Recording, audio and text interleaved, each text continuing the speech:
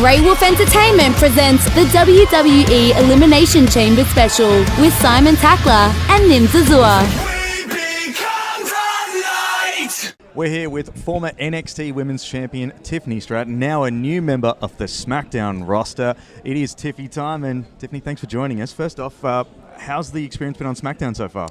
It's been amazing. Everything has just kind of happened so fast, but I'm just kind of like trying to take everything in, being in the moment. So I'm super excited for everything coming up. It's pretty crazy the rise that you've had, as a WWE superstar, because you've had less than 5 years experience here. 2021 was your debut match, and then you had absolute bangers in NXT with like Roxanne Perez, Fallon Henley, and of course Becky Lynch. Probably one of the GOATs if we talk about that. Like, what was that like for you?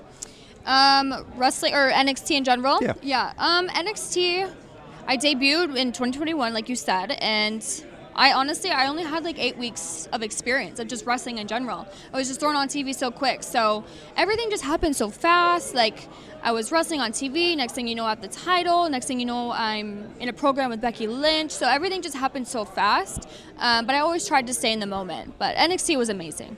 Yeah, pretty cool. And now that you are on SmackDown, like, what's that sort of been? Because obviously NXT, even though it's a third brand, it's still, a place where people find their feet, whereas SmackDown seems like, wow, I better start swimming or I'm going to start drowning.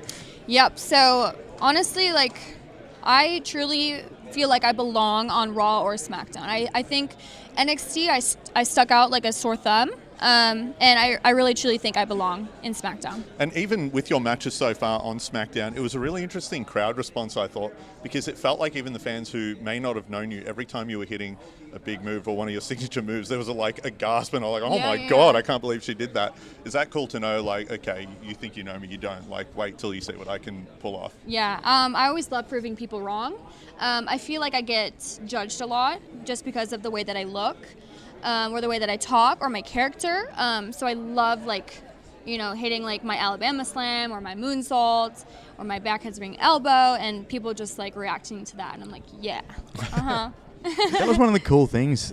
There was one of the NXT Premium Live events where you defended your title against Thea Hale, and it was it was one of those moments where, because you were two young female superstars and it was the real next generation of superstars too, because we all know about like the history that Becky Lynch has had and that they've gone through the indies. You've had a much different path, former gymnast and done all of that.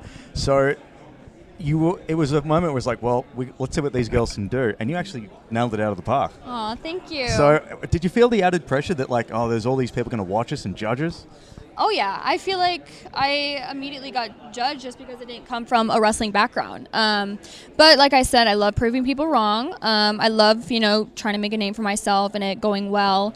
And yeah, it's been honestly like so surreal. Everything has just happened so fast. How competitive is the environment when you first got signed?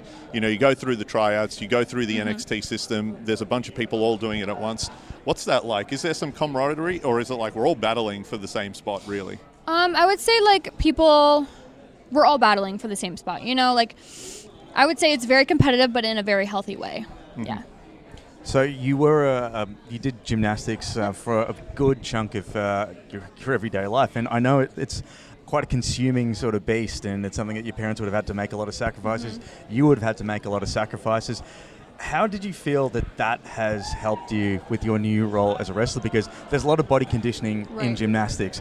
It's not just flippy stuff. It's not this and that. It's very hard on things like joints and stuff like that. And it's very prone to injury as well.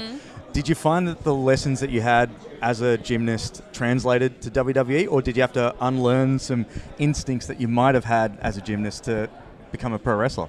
I've always said this. When I have a baby, I'm going to put them in gymnastics just because it taught me so much, not just about like my body and like body control, but just about life and like showing up and being dedicated and having grit and having to fight through like mental things, physical things. I think like I really have a leg up just because of my gymnastics career and like how far I went in gymnastics. And it's helped me so much with wrestling. I feel like that's the reason why I caught on so quickly to wrestling, is because of gymnastics. One last one before we let you go.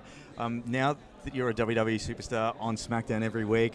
I don't know if you know, but you've actually got a Mattel figure in stores at the moment. What's it like when you go into Walmart and see like a Tiffany Stratton figure on the shelves? I actually haven't been able to like go into the store and find my doll. So I think it's so cool. It's so surreal. I never thought I would one day have my own action figure. So it's amazing.